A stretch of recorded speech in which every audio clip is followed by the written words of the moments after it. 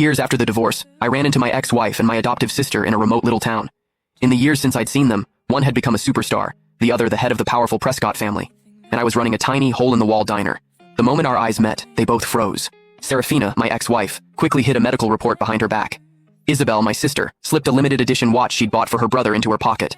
I calmly finished packing the takeout order and handed it to them with practiced courtesy. "Here you are, ladies." The formal, distant address seemed to rattle them. As they were leaving, Serafina suddenly turned back. "Didn't you say you'd only ever cook for me?" I offered a polite, empty smile. The foolish promises of youth, they don't mean much now, just like the people and memories I once thought I could never get over. With time, they had all faded to nothing. Through the open glass door, the noise of the street drifted in, but it couldn't dispel the frozen silence that had settled over the diner. The two women who had conspired to ruin me, to cast me out of my own home, now stood at the counter, unwilling to leave. Serafina clutched the plastic bag of food, choosing her words carefully. "Owen is injured and needs to recuperate. The facilities here are excellent, so we brought him to stay for a while. Mom and Dad, they came too," she added. "Do you want to see them?" I shook my head, wiping a grease stain from the countertop. "No, that's not necessary. Please give my regards to Mr. and Mrs. Prescott." I paused, then added, "Actually, it's probably best you don't mention me at all. Being associated with someone like me would only tarnish the Prescott name." At that, my adoptive sister Isabel's brow furrowed. "Noah, these past few years Noah!" A young woman with streaks of red in her hair bounced into the diner, instantly latching onto my arm like a koala. "I'm starving. The school cafeteria food was literal poison today," I chuckled, ruffling her hair.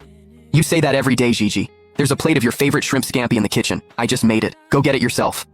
Gigi just hugged my arm tighter, whining, "No, you have to eat with me." Noticing that my other two visitors still hadn't left, my smile faded.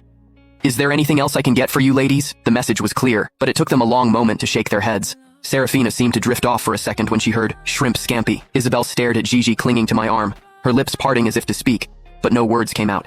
I led Gigi into the back, the curtain falling behind us and cutting off their view. When I came out again, they were gone. "Hey," Gigi said around a mouthful of shrimp. "Did you know them? They weren't here to cause trouble, were they? I've seen them on TV. One's a huge celebrity, the other runs the Prescott Corporation. They're kind of a big deal." I placed another shrimp in her bowl. "Just regular customers," I said with a light laugh. "If I knew people like that, do you think I'd be running this little diner?